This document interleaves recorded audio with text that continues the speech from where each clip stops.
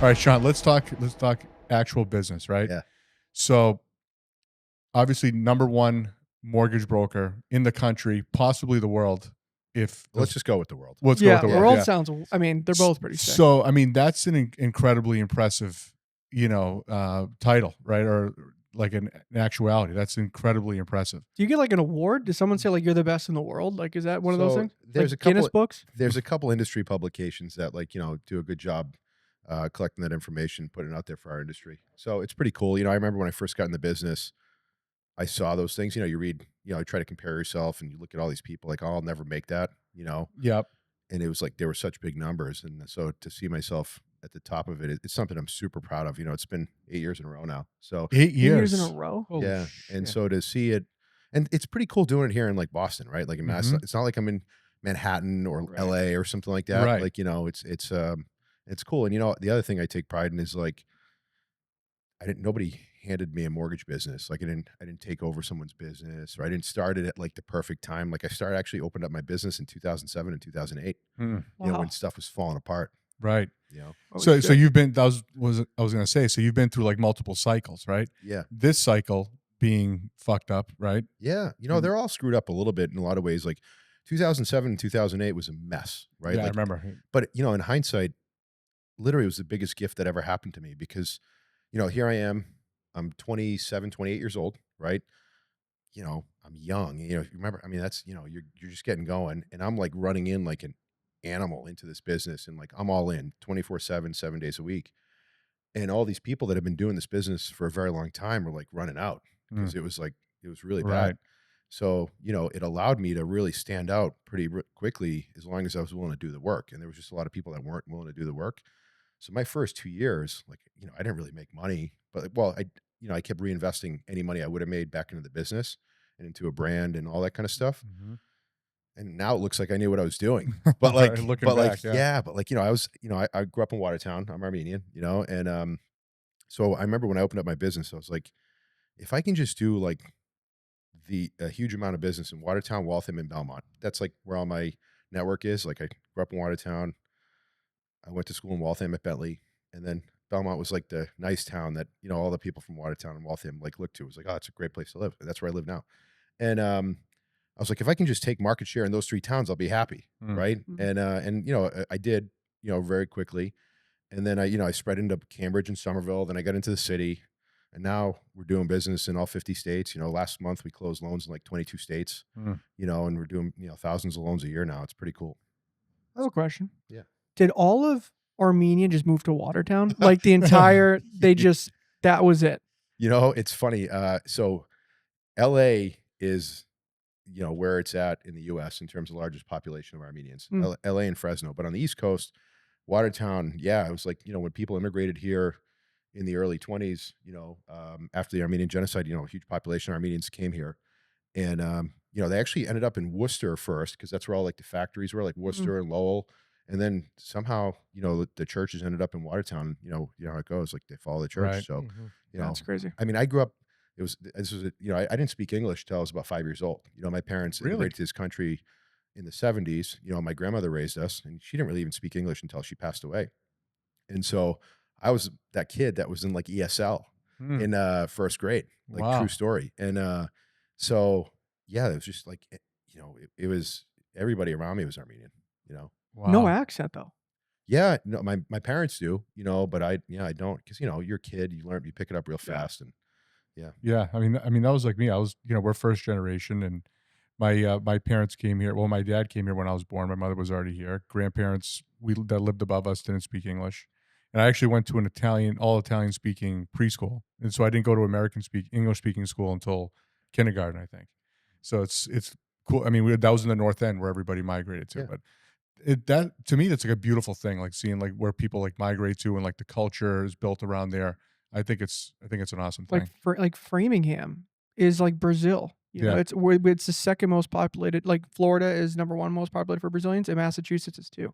Yeah, It's just like crazy to think like Massachusetts out of all yeah, places Brazilians migrated to, and like Watertown for Armenians, like so Yeah. random. I mean, don't you think though, it's pretty cool, right? Like I think about like, where I'm in business today, and like, you guys, sounds like I'm first generation too, right? And So, I mean, don't you think a part of your success and your hustle and your grind and all that kind of stuff comes from like that culture and that background? Yeah, 100%, 100%. I mean, when our story is like when our parents were entrepreneurial, like they came here with something to prove, and that's what they did, and that was the only thing that we ever saw, and that's what we knew, that we were just going to follow that.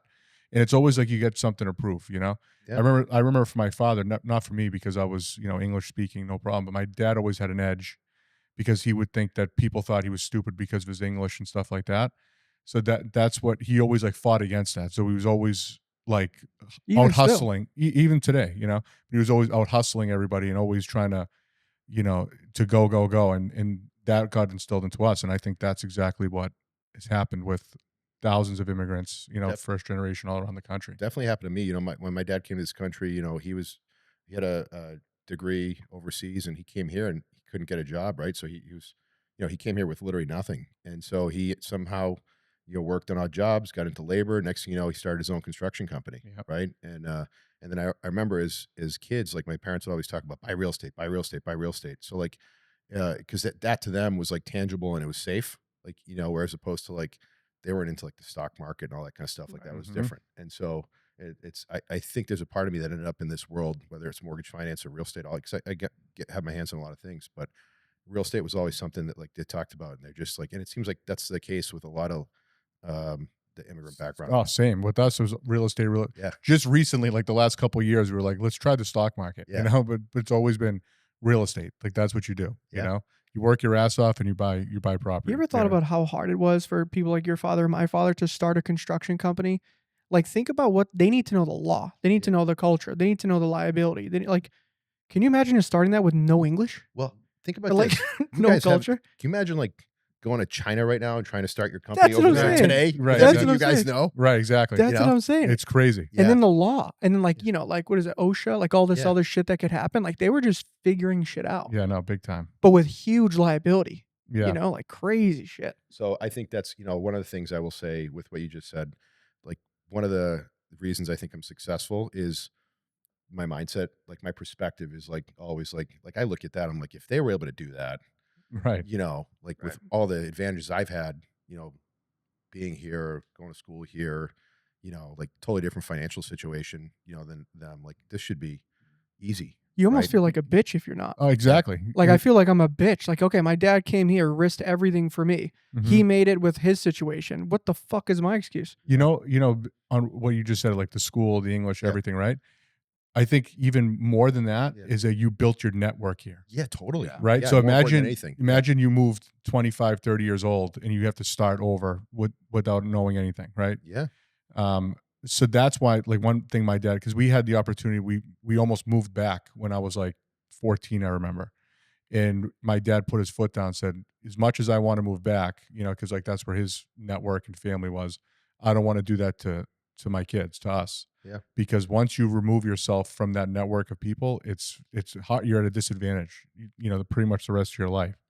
And at that time, no social media, right? Like, you're talking old school back then. So we had to, in order to meet people, it's like old school. You got to meet them at school. You got to meet 'em. It's like Instagram, where you find a wellness event and Mhm. scroll on Instagram and pop into something. Like, it's old school. Like, to meet Yeah, people and right. to build your network is like traditional Yeah, and like slower. it's true. So old school, right? So when you first started, right, Yep. you focus on those 3 towns. Yeah. So how did you infiltrate those like when you first started? Because that's what a lot of people who listen to this podcast, and just a lot of people in general, whether they're getting into mortgages or any Yeah. other business, it's very hard to start. Yeah. Tons of competition. There's people everywhere. Like how did you infiltrate those markets, like to get a good footing? There was no balance. Like I was out every single day, everywhere. I mean, I was in every single networking group and every single networking event you could go to. Keep in mind, I was 27, 28 years old, 29 years old, and the whole financial market had collapsed. There wasn't a lot of trust in the system. And here I am, this young guy, trying to help people finance their homes, Mhm. after the whole industry changed. So I literally was like, I need to establish some credibility quickly. And how do you do that? You just establish relationships. So I was about as old school and basic as it was, literally going to every single real estate industry event, every single real estate office. I would take any single real estate agent out, financial advisor out, accountant out, any professionals that had their own networks so I could attach myself to it. And then I was studying like the industry had changed and the guidelines had changed and everything changed. So I became like an encyclopedia, Mm, a ChatGPT version of the new mortgage, I see. and if I didn't know the answers, I would figure them out. And I made myself available 24/7. Like if people had questions, that was my thing. I was like, look, I'm always available. I'm always on, and I will always make sure your deals don't get screwed up because there was so much caution in the market. Buy, potential buyers were nervous. Real estate agents didn't know who to turn to. And so at first I just did it like for years. I was everywhere. And then I did a good job studying the markets and being able to communicate them in really simple ways in terms of what was going on in the housing market, the financial market, what was going on with new products that were coming out. And then I just started going out to any real estate office that would listen to me and just educating them. Mm, And then next thing you know, within a short amount of time, I became the go-to person for, information about the market and information about mortgage, and that kept spreading. And then what happens is when you do a good job over and over and over again, condo lending was very, very difficult at the time because that part of the market got hit the hardest. So I, mm, I made sure I became the guy to go to for if you wanted to get financing on a condo. mm, Next thing you know, people are just calling me because they need help. And I remember like it took me like 3 or 4 years. Within 4 years, I knew I was onto something. I was like, I think I've established myself in the market, and then I just got to figure out how to scale it. And but it was like, I mean, if you ask she was my girlfriend and fiance at the time, but like I was literally like 7 days a week for years. And mm, like that's the part of being an entrepreneur, right? That like not a lot of people are willing to do is like there's a lot of sacrifice, that goes into it, especially at the beginning. And usually the most successful people, like, not a lot of people willing to do that. Like there was a lot of people that started that at the same time as I did. There was a lot of people that had years and years and years of experience on me, but they just weren't willing to do what I was willing to do. I mean, I was everywhere. Like literally, like if there was an industry event or if there was an industry open house or something, like I was literally willing to sacrifice everything mm. for those years. I mean, I could see your work ethic now. I could Yeah. imagine when you were first starting in 27 to Well, 29 years old. what happened was, I had to make a decision because getting being in the mortgage business is really hard, right? And so I was like, I knew I wanted to go for it.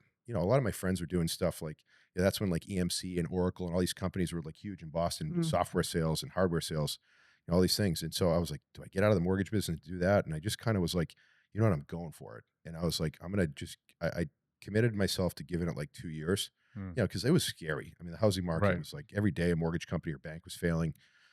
And I just kind of put myself back up against the wall. And then, like 3 years in, I was like, this is what I'm doing. Like I've established myself in this market. And then I just started expanding into bigger markets and bigger price points. And then in 2012, the company that I work at now, Guaranteed Rate, which is now Rate, um, acquired my company. Mm, And when I got there, it opened my eyes up to like what was really possible. Because all of a sudden, I got there and I was like around all these like world class salespeople and people that were having a lot more success than I was. And I'm like, here I am working 7 days a week, killing myself.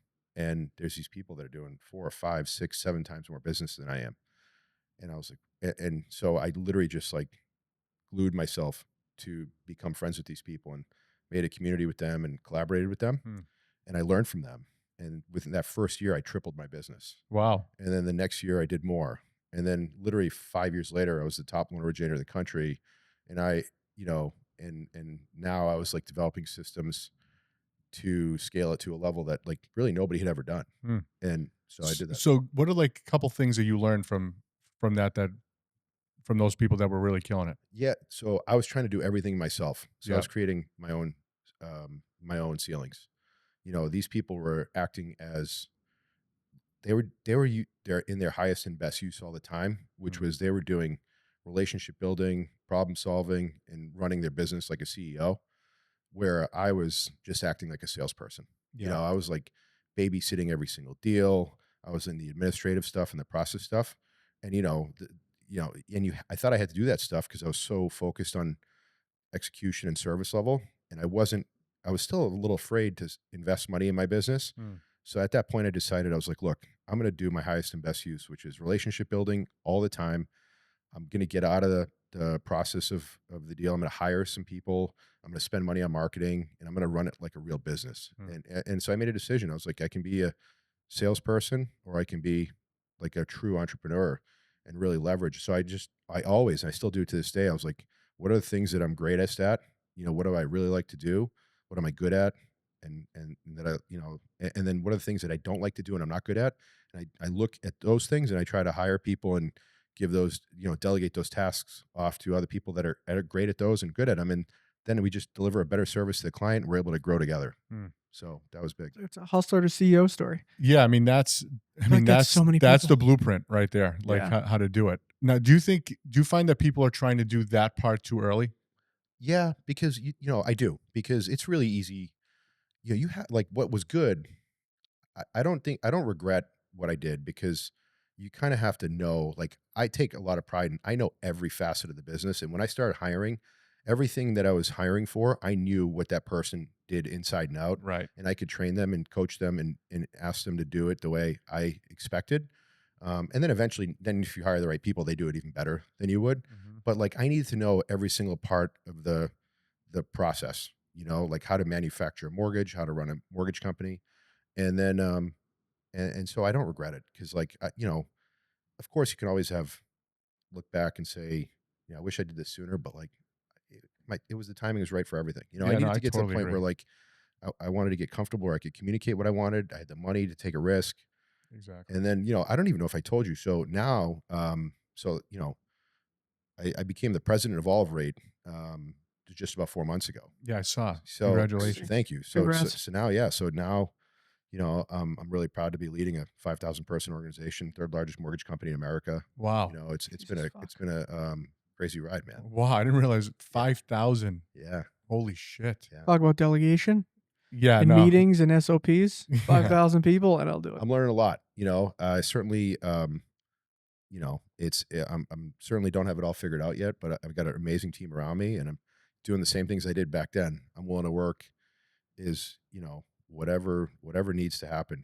I'm all in terms of figuring it out. Now, are there offices, like, around the country? Yeah, we're in all 50 states. All 50 states. Yeah. So, are you, like, traveling around to and visiting everybody? I was for the last 4 months. I tried to get out to as many of the regions as I could to just build the relationships, communicate my vision.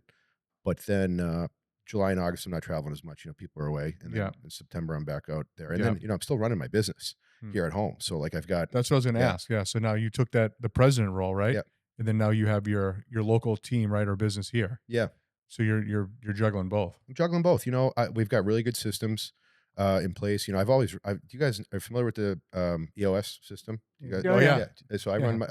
I've been a member of, like, not a member of, but I've run my business through EOS for 8 or 9 years. So like Wow. we've really scaled it to where it's a well-oiled machine. Certainly, we're not perfect, but like, I always wanted to get to running a business where I could be the CEO visionary Hmm. and you know, just allow me to do other things, right? Yeah. And allow us to scale possibly in other markets. So that was a gift too. So sometimes you do things just to grow, and it gives you the opportunity to do So additional that's things. so EOS, so I'll explain. So, Yeah, entrepreneur it's called operating entrepreneur system. operating system, Yeah. right? So we just implemented Oh, EOS great. into our company. We actually both the restaurants and Nutray, like, but last quarter, right? Mhm. We actually have tomorrow, we have our quarter Offsite. 3 Yeah, offsite, like, vision meeting yeah, for the quarter. And it's been an unlock for us, and it's like, I wish I had known that early. I mean, I don't think we were probably ready mentally for it maybe a couple years ago, but from the beginning, but it's been an unlock for us. But basically what it is, it's a way for it's I don't know how do you It's like a explain it? structure. It's just operating Yeah. system. It's yeah, exactly what it It's is. an yeah, it's like simple, yeah. right? It's like hard to explain. It's so simple, it's hard to explain, but if you just follow these It's like principles, it's like it's m good. it's like meeting delegations, meeting structures, and then, like, how to follow and how to delegate certain people to certain rocks and goals, and then they have to go hit that, and everything's on a timeline, and it's public.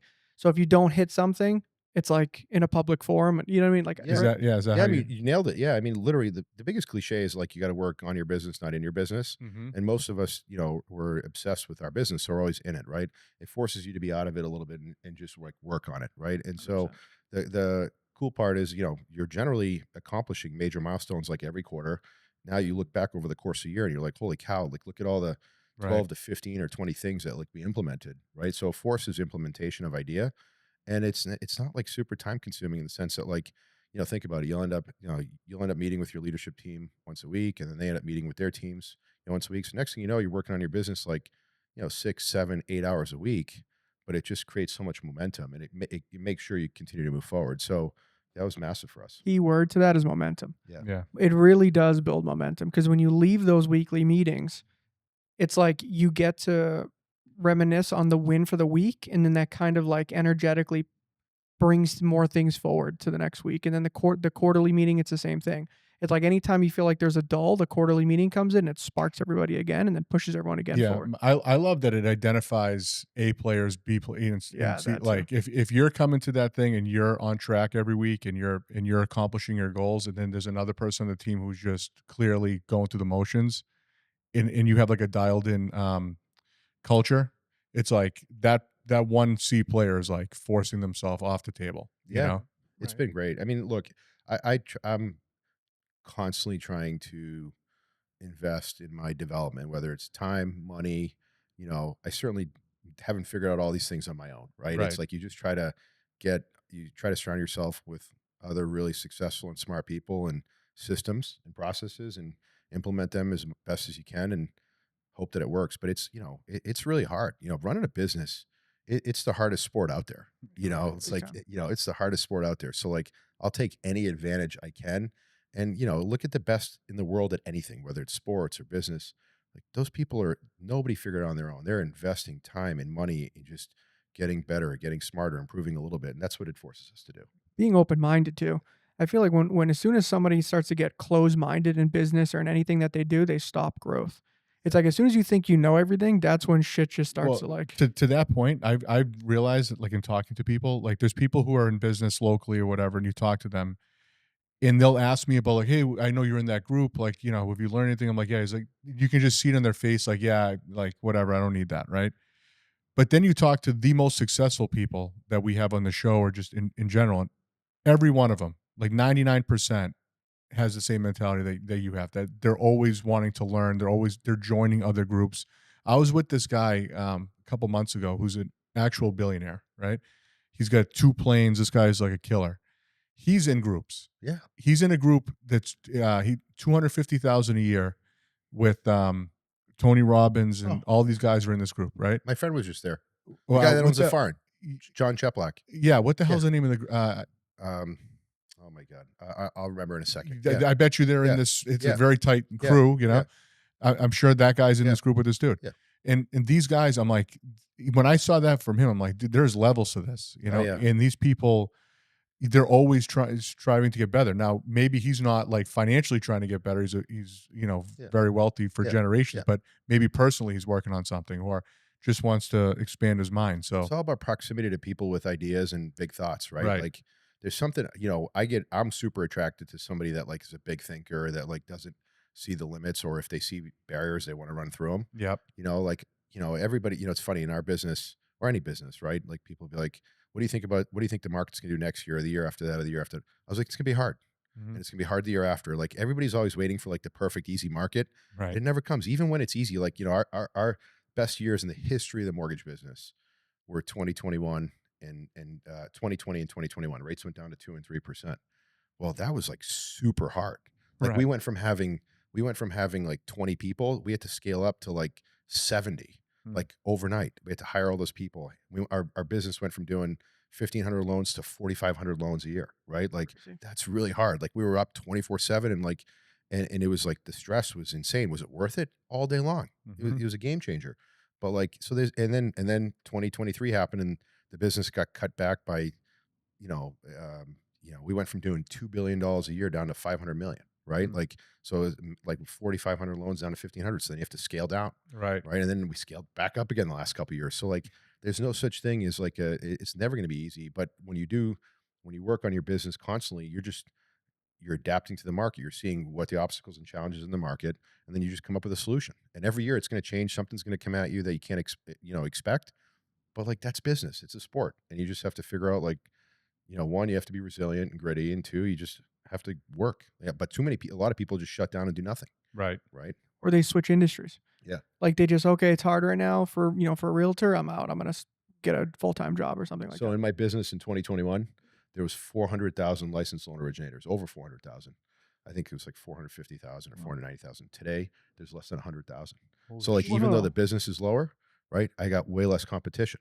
Now, so that's a good thing, right? I got way less. I can go grab more market share. We can all go grab market share if you stayed in it. That's the payoff of being in, even though it's a little bit higher rate environment, higher price environment. However, the reality is like the 100,000 people that are left, those are the good ones. Those are the gritty ones. Those are the Mm. smart ones. Those are the talented ones that decided to stick it out. So like I got to be better every single time. So I have to be able to figure out ways where like I got to be really dialed in and focused. I got to figure out ways how to outvalue my competition always.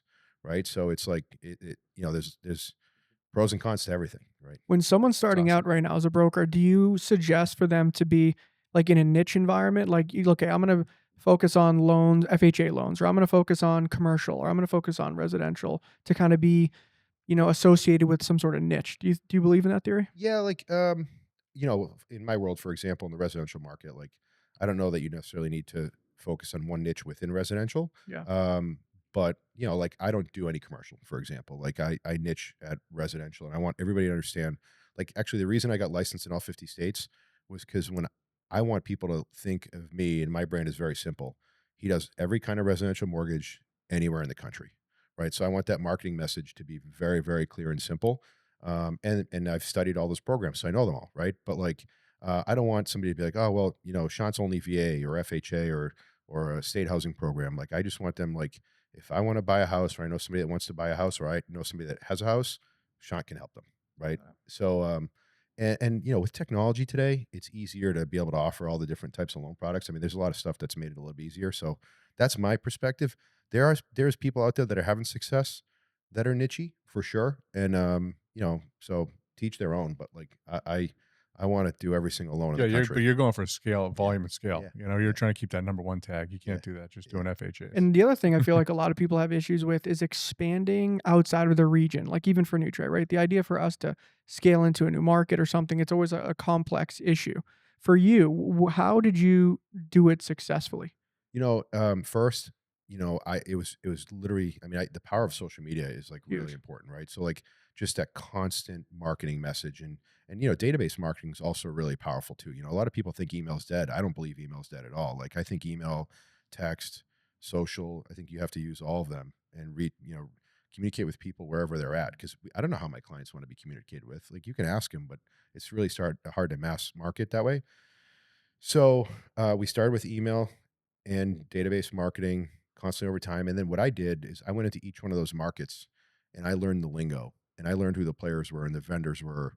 And I made sure that if I talked to somebody in that market, that they didn't know immediately that I wasn't there.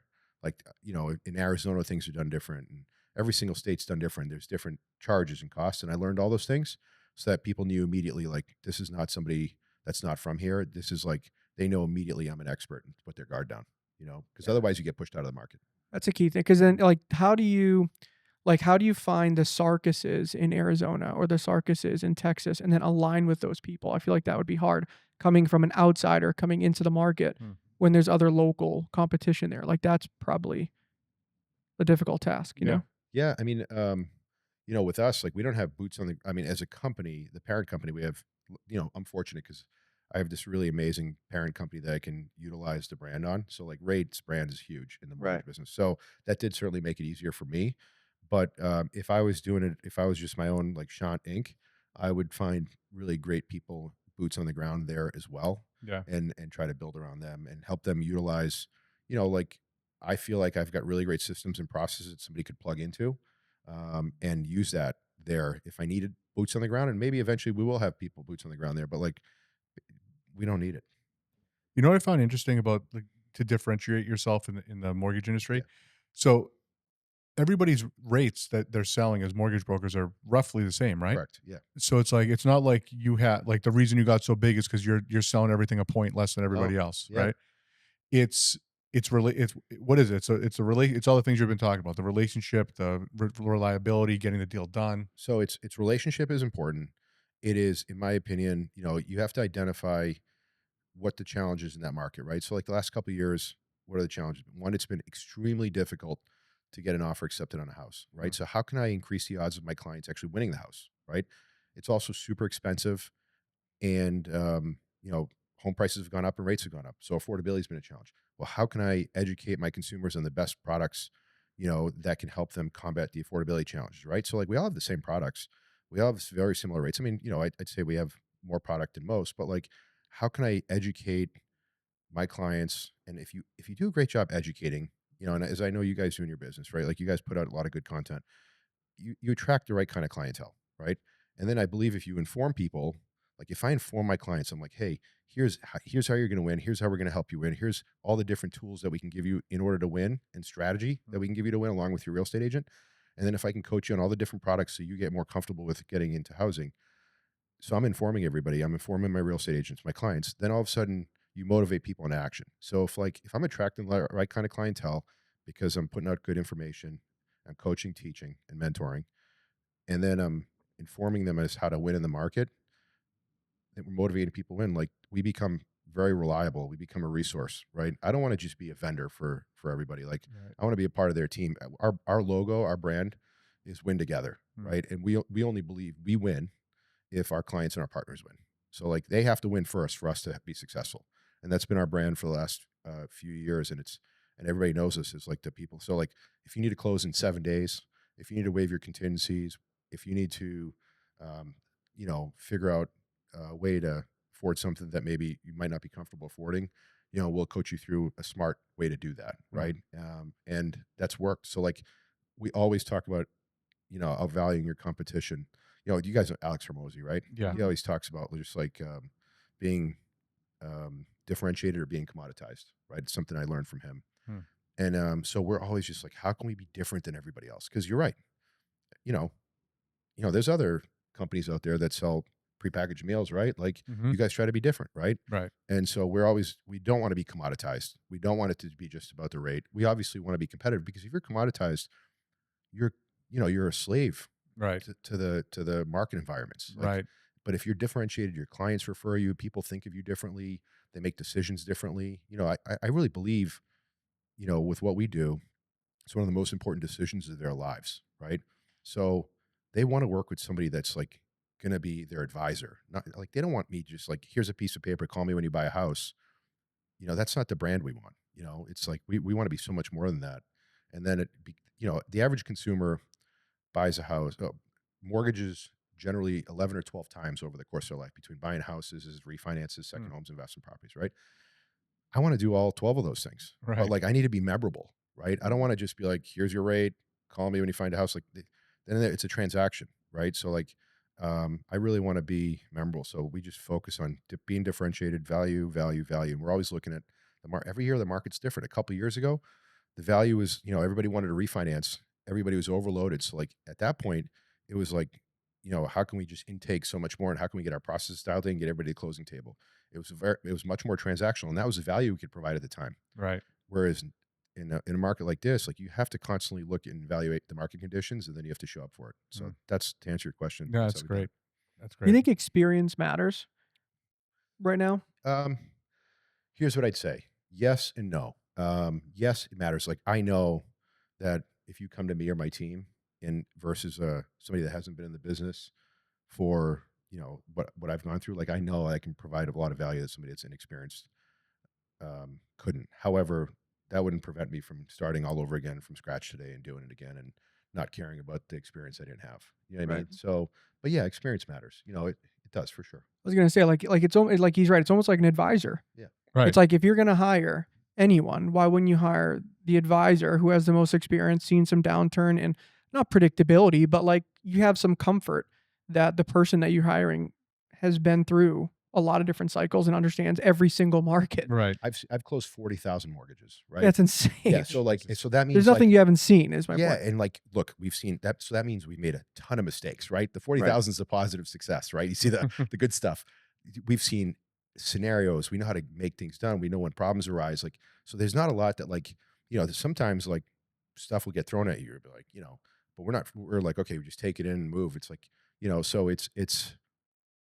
so yeah, experience matters. I mean, the amount of information we've seen, and we're really good at problem solving, and really at this point, proactively preventing problems from even happening, Hmm. which is important. It's a very stressful thing. Everybody, you know, but we can make it easy. But like, you forget, because I've bought and sold houses myself, like, and I work with people like real estate agents or closing attorneys. When they buy their own, they turn into a puddle. All of a sudden, they're a mess, right? Right, They're right, stressed right. out of their mind. So like, it's and a lot of people have a lot of things going on. You're buying one house, selling another, you're moving your family. So you just want to make sure that like everything goes right. And then we work in an area of Boston where we've got entrepreneurs, we've got private equity people, we've got people in biotech, people all sorts of people that get paid in different ways, and people that have assets and don't have income. And so like you've got to just be able to figure out a way to work with Hmm. all the different people and first time home buyers that are trying to scrap together money for down payment. So like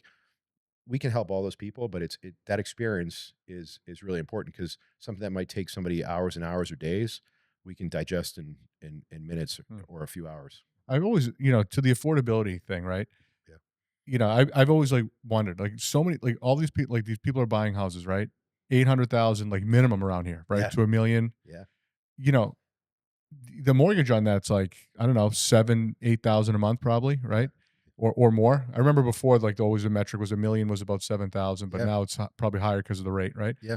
How are people affording that? Like I it's don't fucking know. it's Yeah. it's crazy. Like it's you know, Around here, dude, if you go to the Midwest, you could buy a house for a donut. Over here, it's like it's well, $800,000 for a lot. well, that's what I'm saying. So like, and I see people like young people, like couples buying and stuff. Is it just that their income is offsetting, or like, So what it is there is the one thing that's changed is that there's a lot more two income households, I was right? just So gonna say like yeah, that. okay, so that's helped a lot, right? And both borrowers typically like have, I don't want to say like pretty close to equal incomes, right? So it's so that's helped quite a bit, you know. And then there's definitely more people are allotting more of their income towards their housing payment. yeah, So I think that's what I've seen over the course of the last couple of years. And so we just make sure that like people are putting themselves in smart positions. There's other things you can do, like maybe if you're going to put more of your money towards your housing payment, like maybe you don't need two car payments, right, right? Like so, fortunately, we're in a market where like I mean, Massachusetts is one of the safe, and I mean this. Like the inventory levels here are so low. I know you just had my friend Anthony Lamacchia on here. He's Mm. probably spitting off stats at you guys oh like yeah, he's a crazy. Big big guy, stack Yeah, guy. huge. I mean, yeah, he knows his numbers as good as anybody, and he's right on the money every single time. And the inventory levels are here are so low.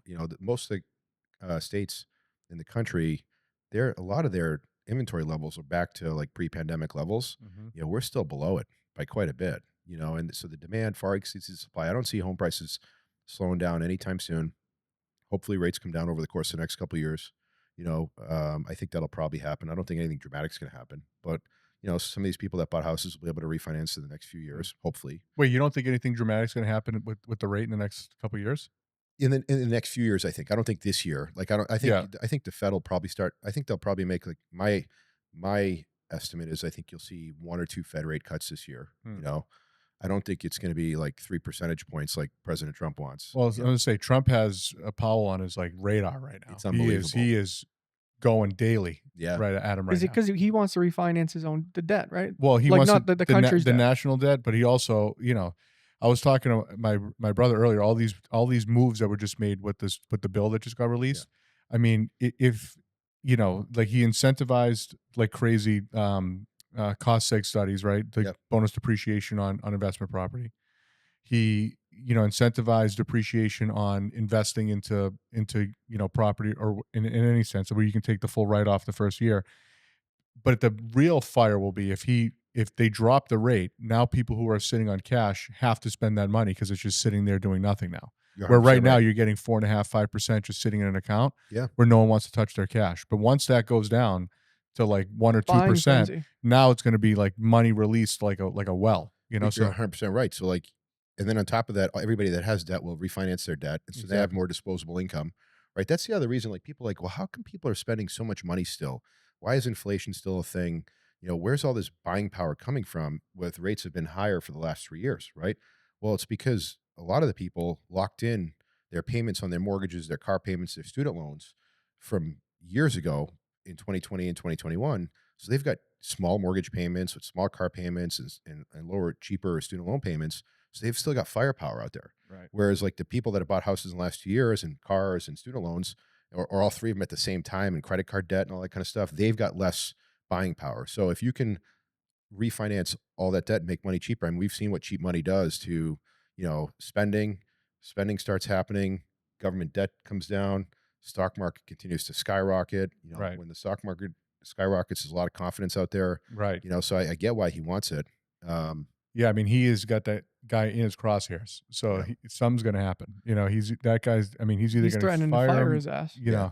He keeps toying with it. Like a report will come out, he's He's gonna fire him. Then he'd be like, "No, This but guy's so dumb. He's a nice guy, I treat him good. He's a bad guy, I treat him bad. It doesn't did, matter what happens. He doesn't did you give a see shit. that thing he sent him? He sent him like a poster with like all these countries in their interest rates, Yeah.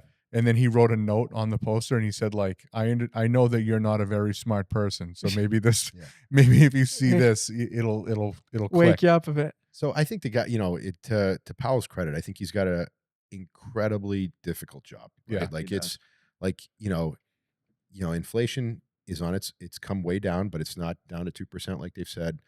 On paper, the unemployment market, unemployment rate's pretty low. Now, I don't know if everybody's getting counted that numbers, and I think there's some potential weakness, but like he seems to be doing it with stock markets like still hitting records. Right. You got crypto ripping, right. so like he seems to be doing a decent job. It does seem like it's time for another rate cut, though. Like I think a rate cut this year, maybe one or two, would be justified. Mhm. And then I think that I think he'll probably do one or two more next year.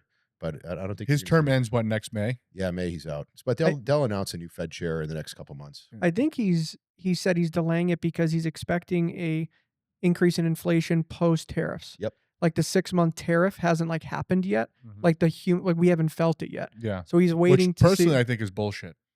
I don't know. I can't tell. I mean, is the job of the Fed to predict what they think is going to happen if that happens, or is it to react to like what's happening?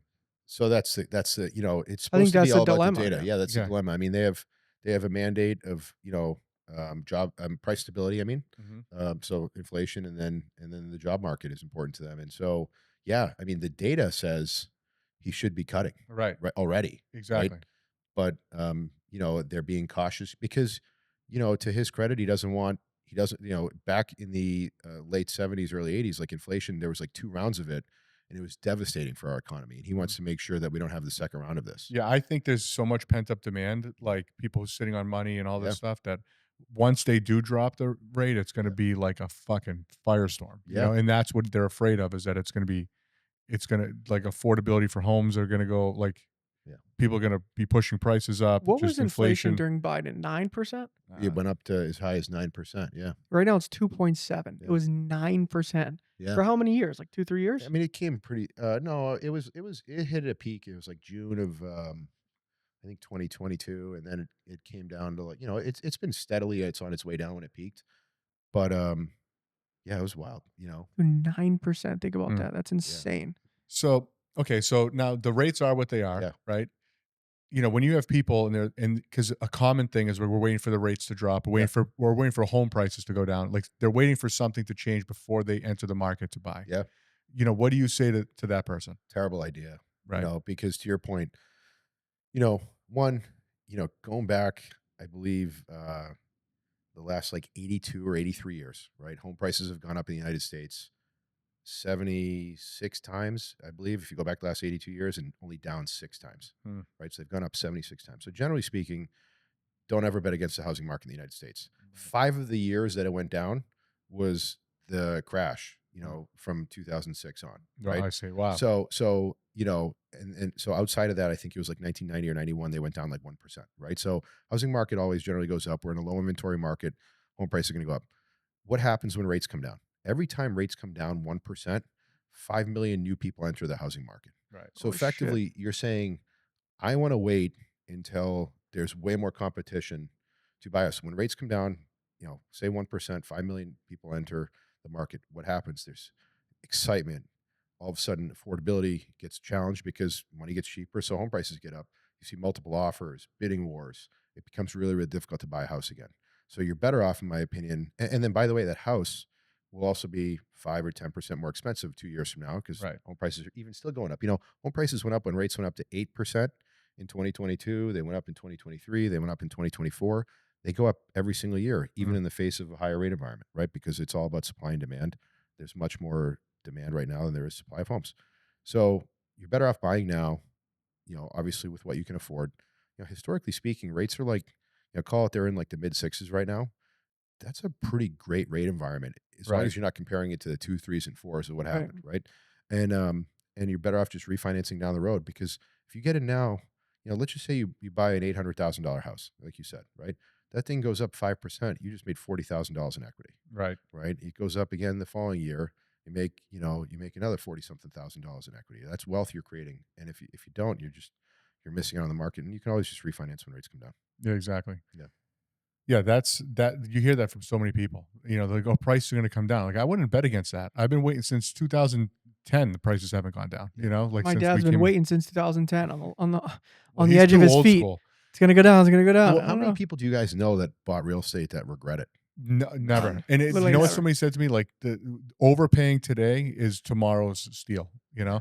Like you said earlier about, Yeah. property that you have or whatever. It's like, Yeah. at the time, it was, like, crazy, and Yeah. then now you look back, and it's, like, the best deal ever. I only Almost think about the always. ones that I didn't buy. Right, I always think exactly. about the ones I missed on because I was like too cheap or like Yeah. I misjudged it or something. I'm like, oh man. I remember there was so many because in 2008 it was like a fucking zoo. There was properties everywhere, right? It was like crazy. And I remember I just got out of college and I was with my father who was out there looking at stuff. And we had it was a 6 family in Everett, I remember. And it was 350 was the property. And we walked away because one tenant refused to move out. The whole house was empty, but there was one tenant that refused to leave. So we walked away.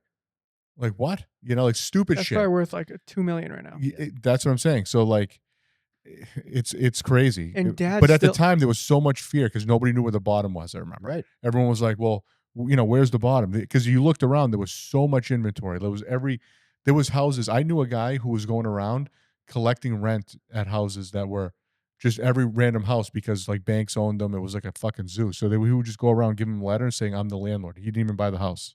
And he was collecting rent That's from called people. fraud. Yeah. I mean, but at the time, that's what kind of zoo it was. Wild West. So nobody knew where the bottom was. But Yeah. I mean, there's so much like, you got appreciation, you got tax benefits, you've got, principal pay down, you're literally like, if you think about it, like you get to collect on the whole asset becomes your net worth, but you only have to put, a certain percentage of money down. Like if you invest money in the stock market, say you put $100,000 in the stock market, your return is on that 100,000. Right. Take 100,000 in a down payment on say a $500,000 house, right? Your return is on the entire 500,000. yeah, Yeah. That's And right. then you're getting writing off taxes. We're talking about like on investment properties, we're just talking about all the potential tax advantage of cost segs and Exactly. 1031 exchanges and all these other things you can do. Opportunity zones too is a big thing. Yeah.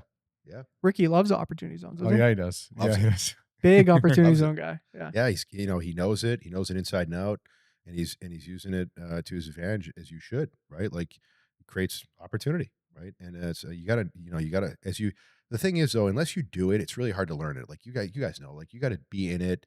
You've got to dive into it. And then all of a sudden like, I didn't know what a cost segregation study was, before I owned some investment property. Correct. Yeah. And next thing you know, you're talking to people that are other investors and you guys are learning lingo and you hear somebody say something, you go do some research and they connect you with their person and, and opportunity zones I learned from Ricky, Right.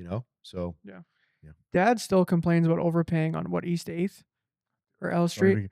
Yeah. But He still complains. still I said, complains. Dad, you made like, I don't know, $1 million on this by now. You're still complaining. You overpaid like 50 his whole grand. thing is at the time. At the time, I said, Dad, but I get it. we get it. But You did okay. Yeah. How many years ago was that? That was like 2018, 19, Yeah. So around it's there. done good. He killed it. But he's still like, even still. No, there's so many examples like that. He questions everyone. I'm like, Then he you thinks won. the realtor's You won. screwing him. I was like, dude, the realtor didn't screw you. He gave us a good deal. No, that was That's old why he school. stopped sending you deals because you keep complaining. Yeah, no, it's super old school. Like I love still it. like he's still like thinking about that $5,000 on a deal that he made. He potentially made like $2 million on. He's stuck on the $5,000. Or that like he the overpaid. tenant that like didn't clean when he left like 6 years ago. It's like, Dad, come on. Yeah, my dad helps me with a lot of my real estate. My dad and I are very close, and he helps me out with a lot of my stuff. And he's always looking out for me, my best Mhm. interest, right? And he's always giving me suggestions on how much I should pay for something or whatever. Mhm. And it's just that it's a different generation, a different mentality. Yeah. Yeah, no, here's a test I do with my dad. Whenever he asks, like, how much something Yeah. costs, I tell him half of what it Yeah. actually is Yeah. to see his reaction. Every time he's like, not just too much." You know, he's Too Yeah. like, much. Yeah. "You're What do going you Yeah, say? crazy that that you overpaid." Yeah. I'm like, "I only told you half of what it actually was," you know? Yeah. I feel like that whole generation in, like, the trades and stuff, they couldn't grow to a certain level because they were always too in the weeds of the business and too focused on, like, the minor details. They couldn't get out of their own way. It's like they didn't figure out a way to, like, get above it. Yeah, I mean, there was beauty in that. It was Yeah. safe. Yeah. They ran good businesses with good principles, you know, and they provided for their family. They did a lot of great things, but they just didn't have the ambition or what, not everyone, but, you know, putting everyone in a bucket, but, you know, to really go to the next level and take all these like unnecessary risks. It's real debt, you know, they looked at debt as a bad thing and all that. Yeah, totally. I mean, I always learned like I grew up thinking like pay off your mortgage as fast as you can, Right. pay off no credit Exactly. card debts, no car loans, no debt. There's just a different mentality. But so I kind of look at it as like I agree with you 100%, but it's also I feel like it's our responsibility to next level it, right? Yeah. Like they did the Exactly. best they could for us, Exactly. you know? That's exactly right. It's our responsibility. Yeah. You know, it's so funny that we just brought this up today. I met with a like a financial consultant to be like a fractional CFO at Nutre. Yeah. And he, you know, we sent him all our financials and all that stuff. He said, "Listen, if I didn't know your first and last name, I wouldn't know that you're Italian just based on the balance sheet Yeah. Why? because we have like no debt at Yeah. the company." Yeah. And he's like, "The fact that you've been able to get it to this point with no debt is ridiculous." You know, he's like, "Because I know old school Italians, like Yeah. you were raised by learning like debt is bad and, you know, don't take on unnecessary loans and all this stuff." So he was like, "Just based on your balance sheet, I knew that you were, you know, first generation Italian." Yeah, That's it's true, hilarious. man. But it's a good thing too, because like, you see other people, there's some people that have leveraged and done it really well. I know a lot of people that have leveraged the hell out of themselves and turned it into a fortune, right? But there's also a lot of people that have made massive mistakes and gotten in way over their skis. Yeah. So, you know, one story that guy actually told me today was he was what the fuck was it? There was a name of this company that was similar to Whole Foods. They had 8 locations like in Texas. It was like this well-known brand. It was exactly like Whole Foods. Whole Foods had 4 stores. Yeah. These guys had 8. Um, these guys ran it like really old school, like, you know, ran it the way they ran it, like, but really sound operations. They were profitable, but they weren't big on debt. They weren't big on like they didn't understand like the financial system to really be able to leverage that. Whole Foods, on the other hand, did, right? So Whole Foods bought them as their first acquisition. So they only had 4. These guys had 8. So now there was 12 stores. Whole Foods is now Whole Foods. That company was, you know, I can't remember Absorbed. the name, you know? So the difference is that if you're able to understand how to leverage debt and how to do things the right way, that's how you get yourself to the next level. It's very, very difficult to do it without, you know? Yeah, it's a balance, right? Like I like the freedom that comes with not having a ton of debt, right? Mhm. But like I also, if you hit the right, it's timing too. If you can Right. leverage and time it right and Big time. get on a great run, that's really powerful. So we'll see. The story's still being written. I know, Exactly. Yeah, right? Exactly. So you grew up with Lamakia, huh? I did. Yeah. In Watertown? Yeah, here's a funny story. So, I actually before I moved to Watertown, we grew up in Randolph. Like that's where my parents, as they were getting started, like that's where they could afford to go. So they bought their first house there, and eventually, as my dad's business grew and family was doing better, my parents moved us to Watertown to be closer to the Armenian community. We'd originally been to Watertown, but we left and then came back. So I literally, true story is, I moved to Watertown. I have a younger brother who's a year and a half younger than me, and we go to the first day of school, and my brother brings home a friend, and who's that friend is Anthony Lamacchia. So Uh-huh. he was like our first friend in That's awesome. Watertown, and he lived literally 2 blocks away from me, and so we were very good friends in middle school and high school. He was closer with my brother because he was in grade with him, and then I went to college. He went to work for his dad's landscaping company, and we kind of lost touch for a couple years. We'd stay in touch, but like we're not like every day, right? And then he got into the real estate business. I got into the mortgage business. He was doing a different side of the business when he first started. He was big into like the short sales and foreclosures and all that stuff. And I was, I'd worked at like what would be like a call center type mortgage company. And so then 2008 happened. He shifted gears a couple years after, and I shifted and opened up my company. And then we were like, next thing you know, we're working together all the time. And I started working with him. He was literally running his company out of his house, Hmm. and then they moved into a small office. And he's one of the most hardest working, smartest, most obsessed That's what I'm saying. You guys are very entrepreneurs. similar Yeah, work ethics. The only issue I have with Anthony Yeah. is that he's got this theory about being stronger pound for pound Yeah. I think it's the Then who? stupidest thing I've Then ever heard. you? than him. Yeah. What do you Than mean? him and I, Yeah. right? So he thinks, Like weightlifting? yeah, Yeah. pound for pound, he Well, thinks he's the strongest person out of like he's like this a group. lean, yeah. Yeah. Yeah, maybe. So what do we? I think pound for pound is bullshit. I Go do ahead. too. Yeah. I mean, so here's the thing.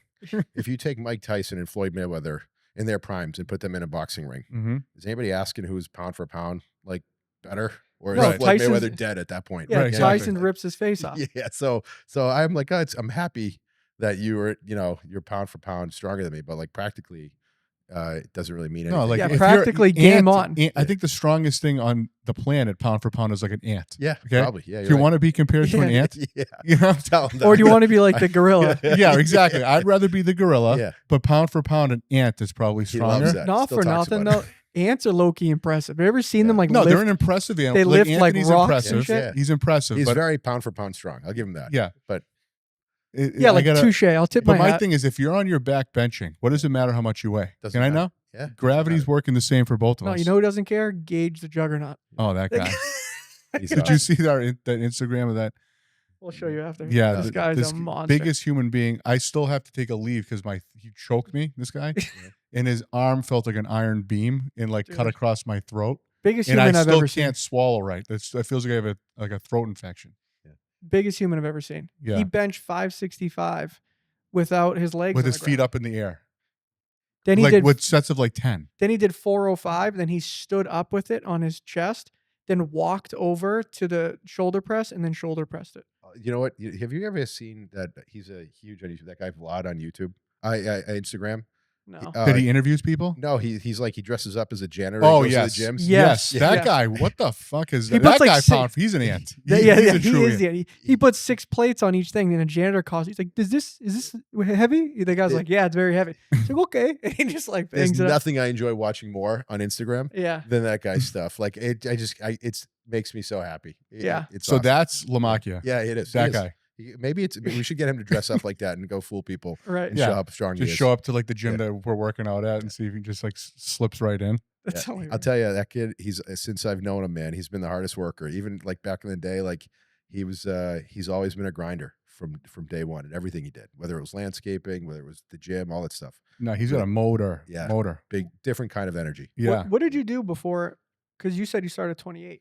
What did you do So- before that? So I graduated from college in 2002. I truly had like no idea what I wanted to do.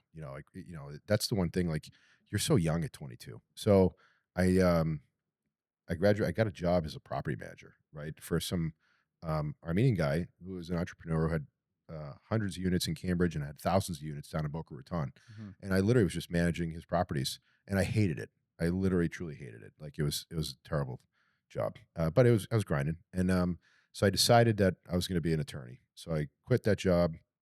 I started working at a nightclub in Boston as a door guy. My best friend was the bartender, and I started applying to law schools, put in all my applications, and as I was doing that whole process, one of my friends had gotten into the mortgage business, and it was 2003, and everything's going great. He's like, "You got to get into it." So I was in my mind, I was like, "Okay, I'll get a job at his mortgage company. I'll go to law school at night, and I'll pay for law school while I'm doing that." And so I took a job in the mortgage business. I was in a call center at a company called Champion Mortgage. It was like their whole theme was when your bank says no, Champion says yes. And it was all like debt consolidation, refinances and cash Oh, out geez, refinances, all yeah. that stuff. And I learned the mortgage business like that.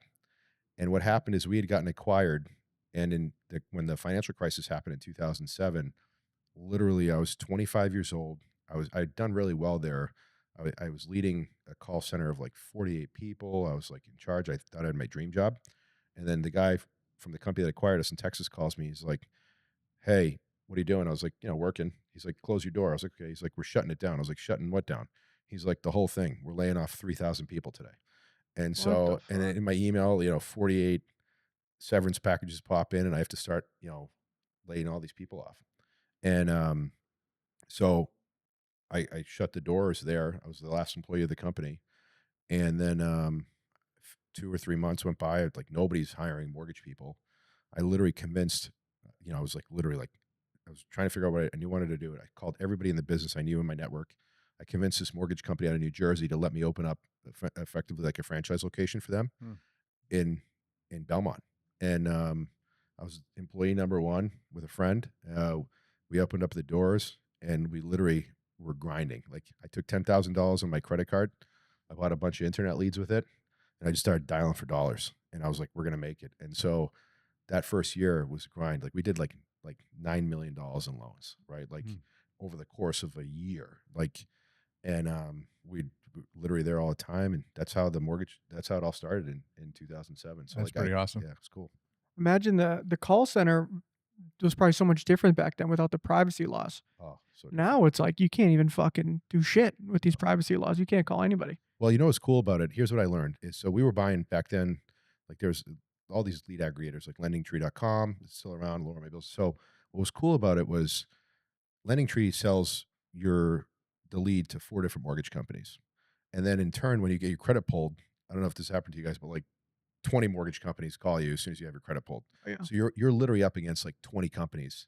And so I had to learn really quickly, like on the phone, to like differentiate myself and like create a relationship and all that kind of stuff. So it was hard, but it was great, you know. So all these experiences, man, like they're all like I look at during them, like you're like grinding, you're like pushing hard, you know. Then you look back at it, and you're like, that was awesome, right? Yeah, And yeah. it sucked, but it was awesome. Kind of like a badge of honor. Like, Yeah. fuck yeah, I did In that. the middle of it, it's tough.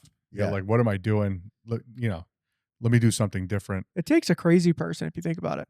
We used to do it. say all the time, like at the restaurant, we'd be working there fucking all summer long, didn't even see the sun once, made no fucking money. We'd look at each other and be like, dude, I can go bag groceries right now and make more money than I am right now. Yeah. And in the middle, but now looking back, it's like nobody can take that away No. from me, you know? And we went through it, we did it, we made it out of it, and now we're, on a better path, you know? But that shit, you can't It's fake paying it. your You can't dues. make it. Yeah. It does take a crazy person. Yeah, it You're does. 100% right. Yeah. Think about it. You had to buy leads, you call all afternoon, morning, night. You guys had to split tips and do all the shit. You have to have this like beautiful balance of like ignorance, confidence. determination, confidence, but I think number one is ignorance. Yeah. Because if you Faith, knew too. like how hard it was, like I probably wouldn't have done it. You Yeah. know, I mean, even though like the results are worth it today. Yeah. But like, if you really look back, it's like, would I fucking do that again? Like, could I have?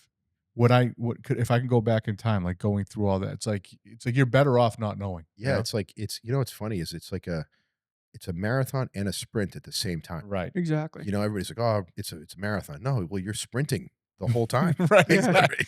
It's a marathon, It's like but I'm those at 10 people- miles an hour. Yeah, like Yeah. those fucking guys from Kenya running like 30 miles an Yeah. hour for 26 miles. Yeah. It's hard. And, so I love it. I'll tell you, like, those lessons are important because like when you're going through the hard stuff now, like you have those to fall back on, right? Without those, when you're going through the hard stuff, like it changes your perspective, and it gives you that confidence that like I got through this, I got through that, I got through that, I can definitely get through this. Yeah. And you just kind of, it part of, I always say like there's like 3 things that are important. And it's funny when Tom Brady was giving his speech at his Hall of Fame, he kind of said the same thing.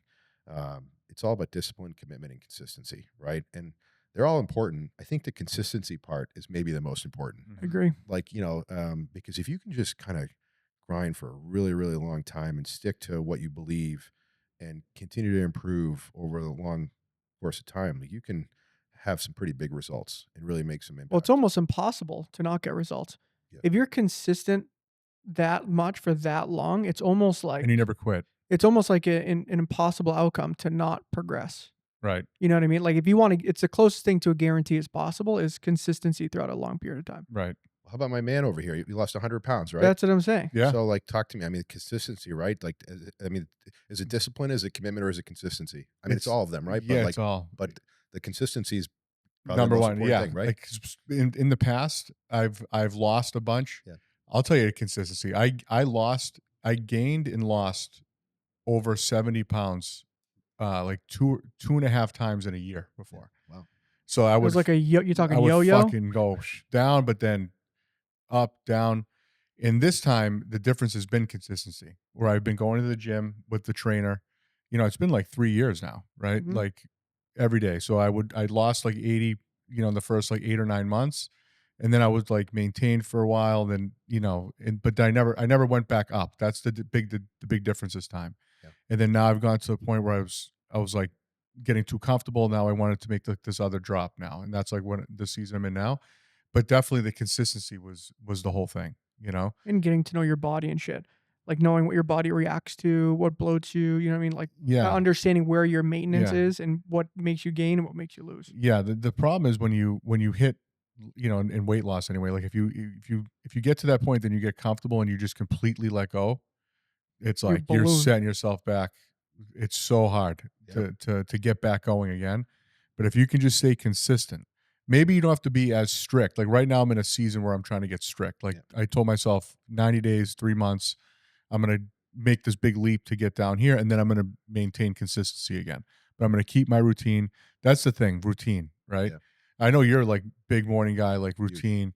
It's all about that. Like every morning, my alarm's at the same time. I'm getting up. I have my routine. I take my dog for a walk. I do cardio. Then I go to the gym. Then I go home. I shower, eat breakfast, change, go to the office. Like that doesn't change no matter what season I'm in, whether I'm in like a sprint season or if I'm in a maintenance season. And What that's time's that alarm go off? well, right now my trainer time just changed. Yeah. It was like 5 o'clock. Yeah. It was 5 o'clock. Now it's 6. Yeah. But it was 5. Nice. You're like a 5 a.m. guy, aren't you? 4:15 every morning. 4:50. That's Yeah. like, I'm at the gym at 5. I got, we is it dark when you get there? Yeah. That's the toughest part Yeah. for me. You know what? Now it's kind of like I get there at 5. I wake up at 4:15, 4 or 4:15. Never past 4:15. Sometimes that extra 15 minutes makes a big Fuck you difference. up, Actually. Yeah, Yeah. get, get all your REM there. Yeah. Yeah, It's, exactly. but yeah, I love, there's something about it that I love. One, I love the peace and quiet of the morning, and like there's no emails going off, there's no calls Right. coming in, there's none of that stuff. But the other part is like I like there's something badass, especially in the wintertime when you're like driving home from the gym, you've already worked out, you've done all your stuff, and you're like the streets are empty and like it's cold out, and you're like, I'm pushing myself a little bit. I'm doing Right. something Rocky a little bit Balboa. different. Still dark out love on the it. way back from the gym. Yeah. In the Yeah, winter. if it's dark when you're on your way back, Yeah. badass. So I just feel like it's like a little test every day. Yeah.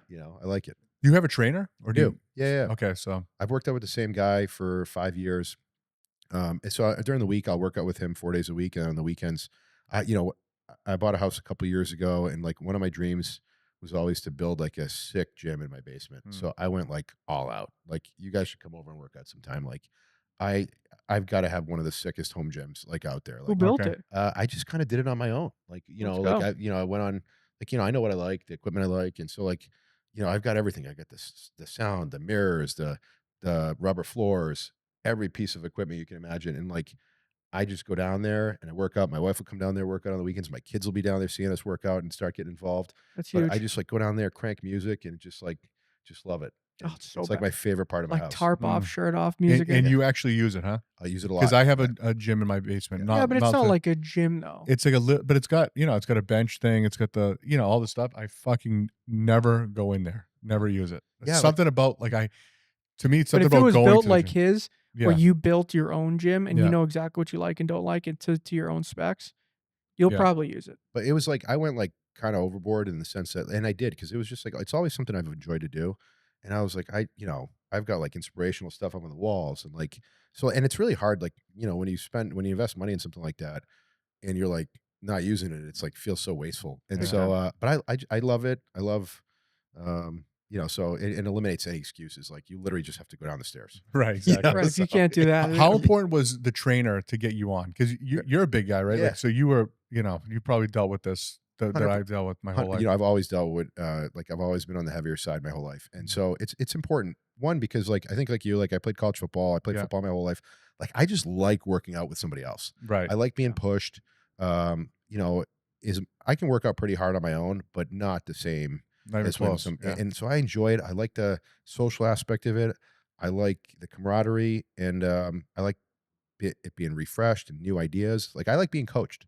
Right. I generally like it. So and then there's an accountability part. Like if I make an appointment, like I'm not canceling, Right. right? So if I tell you I'm coming, like but that wasn't always the case. Like, earlier on, if I said it like maybe in my 20s and 30s I wasn't, but now if I tell him I'm there, like I'm showing up no matter what happens. Right. But I'm also, I think it's different. Like I'm in my 40s now. Like I like actually go to bed earlier. Like, I'm not like, back in the day when I was 20, 30, I'd be coming home at like midnight from like being at a networking event. I'd have a couple drinks, and it's really hard to wake up at 5 o'clock in the morning then. And I Yeah. wasn't waking up at 5 o'clock in the morning back then. This is like, I also like, I got 3 little kids now. I want to be a good dad. I want to be a good husband. There's something about like the way it launches me off of my day. Like, you feel amazing when you come from the gym. Big time. So then your kids get that version of you Right. instead of like the slug that's like rolling out of bed and just like getting So ready true. for work. That's Right. huge. I've noticed that even like how that term that first form uses, like rent is due every day. Yeah.